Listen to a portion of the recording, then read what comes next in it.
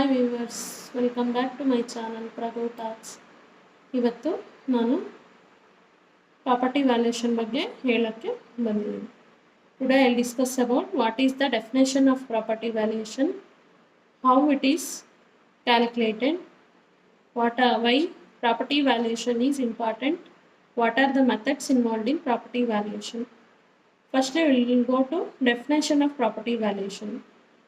Property valuation is a process of determining the current market present value of the property, either it is land or building or commercial space or any other real estate. ನಾವು ಸದ್ಯಕ್ಕೆ ಏನು property value ನೋಡ್ತಿದೆ ಅಂತ ತಿಳ್ಕೊಳೋದು ಒಂದು property valuation. Property valuation depends upon size of the property, location of the property, then development nearby surroundings, and then market trends, present market trends. Then we come to know why property valuation is important.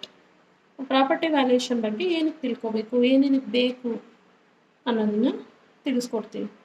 Property valuation ನಾವು ಯಾವುದೇ ಪ್ರಾಪರ್ಟಿನ ಮಾರಬೇಕಾದ್ರೆ, to sell the property we should know the property valuation.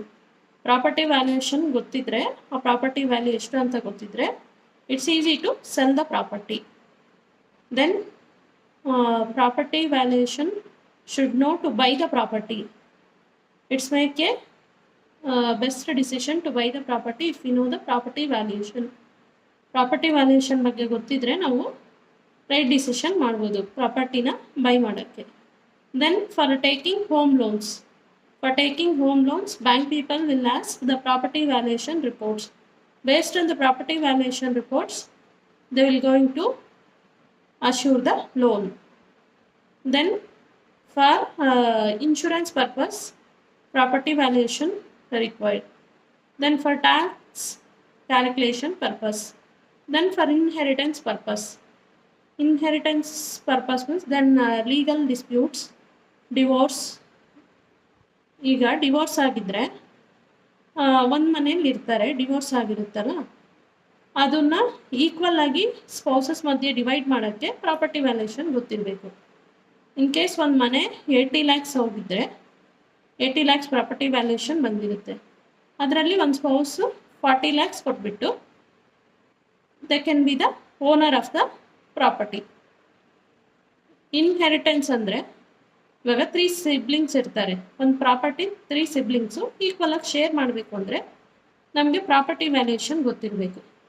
ಒಂದು property valuation 90 lakhs ಬಂತು ಅಂದರೆ 3 siblingsಗೂ 30 lakhs each divide ಆಗುತ್ತೆ ಕರೆಕ್ಟಾಗಿ, if you know the correct property valuation.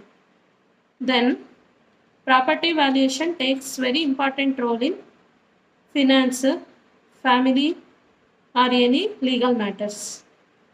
Then comes to methods of property valuation.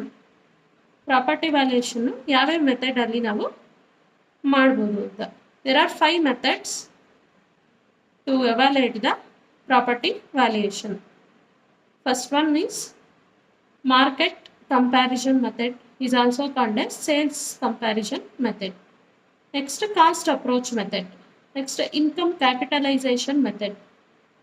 Next one residual method. Next one profit method. ಇವು 5 ಮೆಥಡ್ಸಿಂದ ಬೇರೆ ಬೇರೆ ರೀತಿ ನಾವು ಬೇರೆ ಬೇರೆ ರೀತಿ ಪ್ರಾಪರ್ಟಿ ವ್ಯಾಲ್ಯೂಯೇಷನ್ ಬಗ್ಗೆ ತಿಳ್ಕೊಬೋದು. ಫಸ್ಟ್ ಏನಂದರೆ market comparison method or sales method. Market comparison or sales method ಅಂದರೆ market comparison method or sales comparison method ಇದು ಹೇಗೆ ಕ್ಯಾಲ್ಕುಲೇಟ್ ಮಾಡೋದು, ಹೇಗೆ ವರ್ಕ್ ಆಗುತ್ತೆ ಅಂದರೆ, ಮಾರ್ಕೆಟ್ ಕಂಪ್ಯಾರಿಸನ್ ಮೆಥಡ್ನ ನಾವು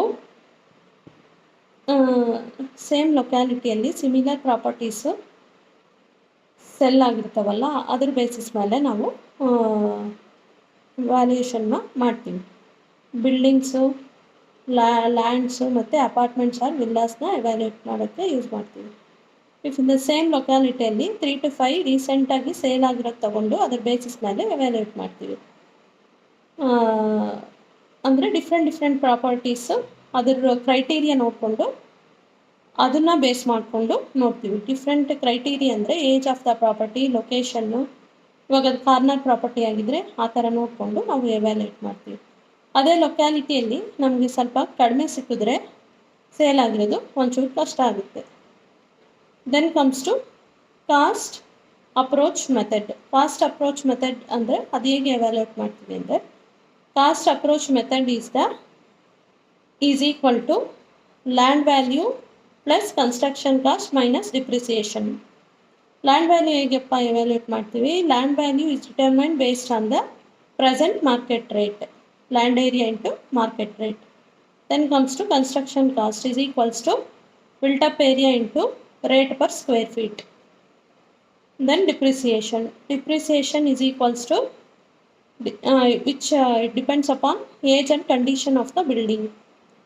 For load bearing structures 2.25 into age of the property divided by 100. For RCC 1.5 into age of the property divided by 100. RCC ಗೆ ಬೇರೆ, ಲೋಡ್ ಬೇರಿಂಗ್ ಸ್ಟ್ರಕ್ಚರ್ಸ್ಗೆ ಬೇರೆ ಡಿಪ್ರಿಸಿಯೇಷನ್ ಇರುತ್ತೆ. RCCಗೆ ಏಜ್ 60, ಫ್ಯೂಚರ್ ಲೈಫ್ ಒಂದೊಂದು ಕಡೆ 60 to 70 ತೊಗೊತೀವಿ. Then when it comes to load bearing structure, load bearing structure ಅಂದರೆ AC sheet, Mangaluru tile, ಅದಕ್ಕೆಲ್ಲ 40 total future age 40 ತೊಗೊತೀವಿ. ಅದು ರೂಫಿಂಗ್ ಸ್ಟ್ರಕ್ಚರ್ಸ್ ಮೇಲೆ ನಾವು ಡಿಪ್ರಿಸಿಯೇಷನ್ನ ಕ್ಯಾಲ್ಕುಲೇಟ್ ಮಾಡ್ತೀವಿ. ಇದು ಕಮರ್ಷಿಯಲ್ ಬಿಲ್ಡಿಂಗ್ನ ವ್ಯಾಲ್ಯೂಯೇಷನ್ ಮಾಡೋಕ್ಕೆ, ಇನ್ಶೂರೆನ್ಸ್ ಪರ್ಪಸ್ಸು, ದೆನ್ ಸ್ಪೆಷಲ್ ಸ್ಟ್ರಕ್ಚರ್ಸ್ನ ವ್ಯಾಲ್ಯೂಯೇಟ್ ಮಾಡೋಕ್ಕೆ ಯೂಸ್ ಮಾಡ್ತೀವಿ cost approach method. Then comes to income capitalization method. Income capitalization method is a method which mainly depends upon income through rent. Rent ಎಷ್ಟು ಬರುತ್ತೆ rental income ಅಂತ ನೋಡಿಕೊಂಡು, ಮೇಯ್ನಾಗಿ ಅದು rental income ಮೇಲೆ ಡಿಪೆಂಡ್ ಆಗುತ್ತೆ. ಥ್ರೂ ರೆಂಟ್ ಇದು ಇನ್ಕಮ್ ಅಪ್ರೋಚ್ ಮೆಥಡಿಂದ ನಾವು ಯಾವುದನ್ನು ಎವ್ಯಾಲ್ಯೂಯೇಟ್ ಮಾಡ್ತೀವಿ ಅಂದರೆ, ಮೇಯ್ನ್ಲಿ ಆಫೀಸ್ ಸ್ಪೇಸಸ್ ಮತ್ತು ಥಿಯೇಟರ್ಸ್, ಮಾಲ್ಸು, ಅದನ್ನೆಲ್ಲ ಎವ್ಯಾಲ್ಯೂಯೇಟ್ ಮಾಡೋಕ್ಕೆ ನಾವು ಇನ್ಕಮ್ ಕ್ಯಾಪಿಟಲೈಸೇಷನ್ ಮೆಥಡನ್ನ ಯೂಸ್ ಮಾಡ್ತೀವಿ. ಇನ್ಕಮ್ ಕ್ಯಾಪಿಟಲೈಸೇಷನ್ ಮೆಥಡ್ ಅಂದರೆ ಕ್ಯಾಪಿಟಲೈಸೇಷನ್ ರೇಟ್ ಬರುತ್ತೆ ಅದರಲ್ಲಿ, ಮತ್ತು ನೆಟ್ ಆ್ಯನ್ಯುಯಲ್ ಇನ್ಕಮ್ ಬರುತ್ತೆ. Net annual income divide by capitalization rate is equals to property value. Net annual income ಅಂದರೆ ಗ್ರಾಸ್ ರೆಂಟ್ ಮೈನಸ್ ಏನಪ್ಪ ಅಂದರೆ ನಾವು ಇದೆಲ್ಲ ಕಟ್ಸ್ಕೊಂಡಿರ್ತೀವಲ್ಲ ಮೇಂಟೆನೆನ್ಸ್ ಚಾರ್ಜಸ್, ಅದು. Then capitalization rate mainly depends upon the market trends. To evaluate correctly income capitalization ಮೆಥಡ್ನ evaluate ಮಾಡೋಕ್ಕೆ ಕರೆಕ್ಟಾಗಿ ನಮಗೆ ಕರೆಕ್ಟ್ ರೆಂಟಲ್ ಇನ್ಕಮ್ ಗೊತ್ತಿರಬೇಕು. ರೆಂಟಲ್ ಇನ್ಕಮ್ ಗೊತ್ತಿದ್ದರೆ ನಾವು ಎವ್ಯಾಲ್ಯೂಯೇಟ್ ಮಾಡ್ಬೋದು. Then comes to residual method.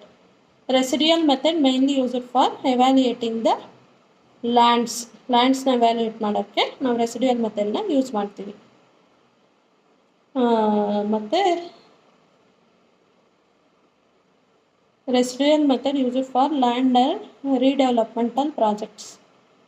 Residual method used for land and redevelopmental projects.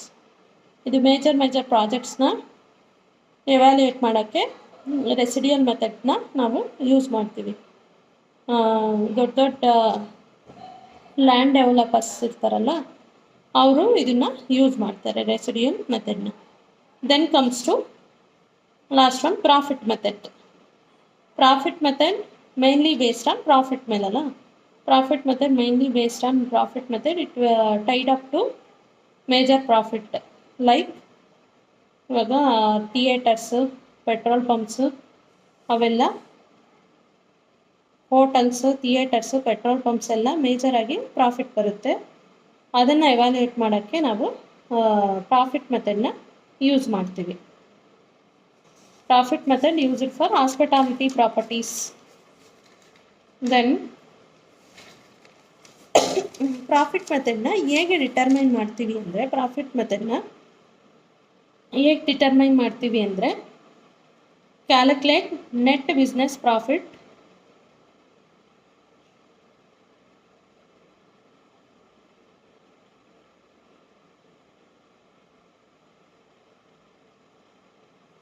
Calculate the net business profit ಮತ್ತು expenditure ಏನೇನಾಗುತ್ತೆ ಅದನ್ನು ಡಿಡಕ್ಟ್ ಮಾಡಿ ಇನ್ನು ಮಿಕ್ಕಿದ ಇನ್ಕಮ್ನ ನಾವು ಪ್ರಾಪರ್ಟಿ ವ್ಯಾಲ್ಯೂ ಡಿಟರ್ಮೈನ್ ಮಾಡೋಕ್ಕೆ ಯೂಸ್ ಮಾಡ್ತೀವಿ in profit method. Hard to apply consistency. These are the 5 methods which are involved in property valuation methods.